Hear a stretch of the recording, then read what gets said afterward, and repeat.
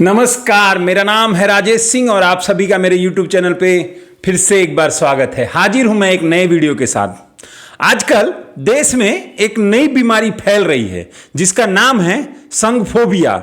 इस बीमारी का मरीज एक बार ग्रसित हो जाने पर पूरे विश्व के सबसे बड़े स्वयंसेवी संगठन और उससे जुड़े लोगों के में सिर्फ कमी निकालने की बीमारी लग जाती है। संघ की ही छत्र छाया में भारतीय राजनीति के कितने धुरंधर नेता निकले, जैसे अटल जी, मोदी जी, लाल कृष्ण आडवाणी जी, जो संघ की चवन्नी छाप चिट्ठियों और किताबों को पढ़कर ही इतने बड़े राजनेता बने।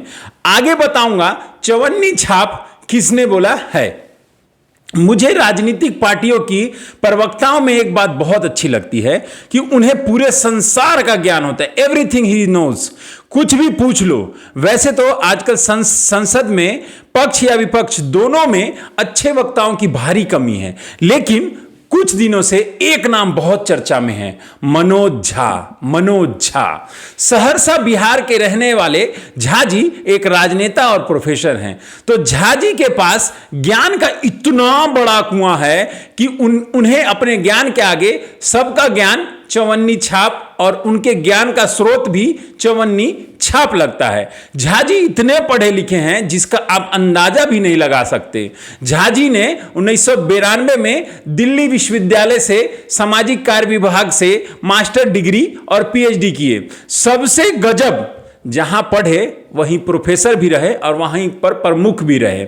यहां तक तो ठीक था, लेकिन मीडिया स्रोतों की माने तो 1994 से 2002 तक जामिया मिलिया इस्लामिक सामाजिक कार्य विभाग में व्याख्याता भी थे। कहां पोस्टेड थे? जामिया मिलिया इस्लामी। जामिया मिलिया इस्लामी में हैं तो फिर संघ का विरोध तो बनता ही है। जब संसद में अच्छे वक्ताओं की भारी कमी है तो इतने ज्यादा पढ़े लिखे झा जी कोई भी मौका सरकार के विरोध का तो नहीं छोड़ेंगे, सारा लाइमलाइट ले जाते हैं। उनको इस बात का गुमान भी है कि वो ज्ञान का कुआं है और बाकी लोगों का ज्ञान और ज्ञान का स्रोत चवन्नी छाप। कभी अपने ज्ञान का प्रदर्शन करते हुए ठाकुर के कुएं पर कविता पढ़ते हैं, तो कभी नेहरू, तो कभी रेवरी कल्चर पर, लेकिन कभी उनकी हिम्मत नहीं हुई, कभी भी उनकी हिम्मत नहीं हुई कि ठाकुर या हिंदू को छोड़कर किसी और धर्म या जाति पर कविता पढ़ने की। उनकी हिम्मत कभी इसकी भी नहीं हुई कि एक कविता बिहार पर लिखें या पढ़ें, जहां उनकी ही पार्टी के शासन में बिहार गर्त में चला गया। कभी लिखिए झा जी, बेरोजगारी दर 18%, गरीबी रेखा से नीचे रहने वाले लोग 40 से 50% हैं, जिसका ज्यादातर श्रेय उनकी ही पार्टी को जाता है, जिसके कारण जो फ्री की रेवरी का रायता सरकारों ने फैला रखा है उसका उपभोक्ता सबसे ज्यादा बिहार ही है। आजकल जो स्पीच उनकी सबसे ज्यादा वायरल है वो है संघी चवन्नी छाप का ज्ञान और चिट्ठियों पर, और उसकी चर्चा के केंद्र में है नेहरू जी। नेहरू जी ने क्या अच्छा किया, क्या बुरा किया, ये पूरे देश को पता है। ये एक दो किताब को कोट करके बताया नहीं जा सकता।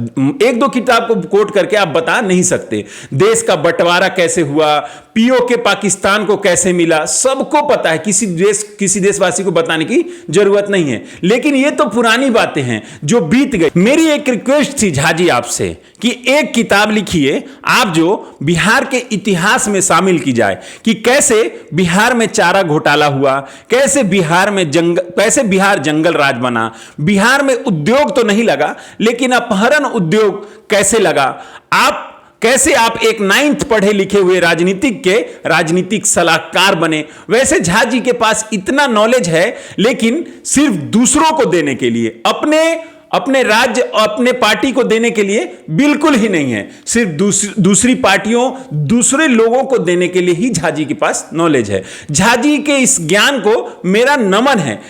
क्योंकि देखिए झा जी अगर बहुत ज्यादा नॉलेज वाले हैं तो कभी आप तेजस्वी को ज्ञान दीजिए क्योंकि आपने क्यों नहीं 9 से आगे पढ़ा, और भी लालू जी को ज्ञान देते कि क्यों आप चारा घोटाला किए, नीतीश जी को ज्ञान देते कि क्यों आपने सेक्स एजुकेशन पर इस तरह की बातें करी। लेकिन आपने कभी भी देखा कि उन्होंने बिहार पे कोई कमेंट किया हो, बिहार के राजनीतिक अपने पार्टियों पे कभी कमेंट किया हो? कभी नहीं देखा होगा।